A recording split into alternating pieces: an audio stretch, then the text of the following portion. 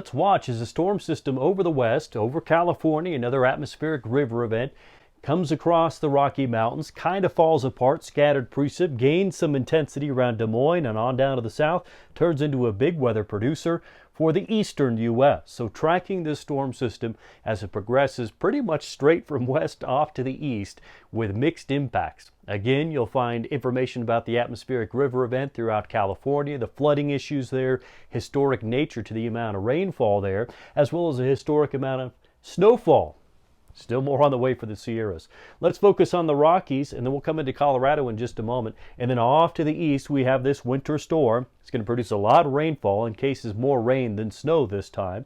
But as you look at Wyoming, the northern Rockies, we have a couple of feet to 3 feet of snowfall on the way. Jackson Hole should do quite well. As far as the northern areas like the upper Midwest, north of Milwaukee, north of Minneapolis, we're going to be approaching 8 to 12 inches in some cases there close to the lake. And then for New England, of course, this is a combination. This goes out 3 days. Combination of what's happening now plus the additional snow on the way is going to be a pretty decent snow event. 12 to 18 inches in some cases there for New England. That's the storm system as it progresses from west to east, and it's gathering a lot of those weather headlines from west to east. In this daily shower, let's focus more on Colorado. Most of the viewers, subscribers here on my YouTube channel are from Colorado or within the region. So here's the same system as it impacts Colorado. Scattered precipitation, scattered showers as we go from Wednesday into Thursday and then wraps up Friday. You'll watch that animation again into Tuesday night, Wednesday morning now. We're going to begin to see the emergence of some rain and snow off to the west. There comes some pockets of showers for the eastern plains and metro areas as well, mostly late Wednesday night through Thursday into Thursday midday. As far as an impact, you can tell just by that animation, rather scattered storm system. Not everyone's going to catch rain or snow. The biggest focus, at least at this moment, is on the high country. That's where we have the alerts, and there are a variety of them, from winter storm warnings to watches and winter weather advisories.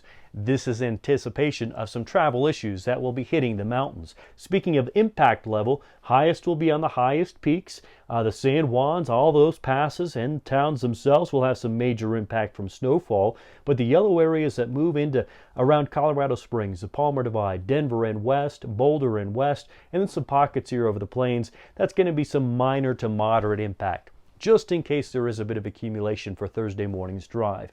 Total water potential across the state, very little for the eastern plains. You bring up those totals closer to maybe a tenth to a quarter of an inch around Denver and down to the south, but the bullseye is going to be south of I-70 and the southwestern kind of quarter of the state, if you will. That's where the highest amount of water will be, and some of those totals will be approaching 2 inches of total water. Of course, most of that's going to be in the form of snow, so let's change the views here. And this is the snow on the way, the San Juan. So here's Silverton, Ouray, and Lake City. The mountains will be picking up more than 2 feet of snowfall, in some cases closer to 3. Then as we look at metro areas, really the cutoff is the elevation. Foothills into the mountains, we start to see the accumulation go from 1 to 4s to 4 to 8s to 8 to 12s.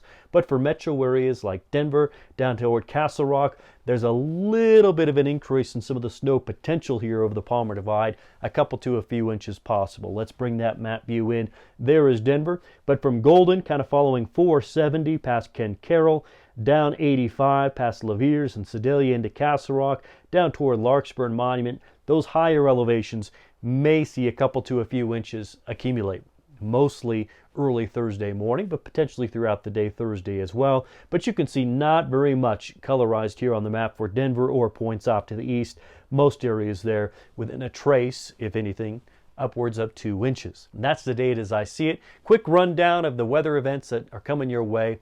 Not hype, just the data as I see it. Blessings to you and yours. And don't forget to check out this video. It explains what happened with La Nina. It was just declared over with. What can we be looking at in the spring or especially the summer with La Nina gone? Again, in that video.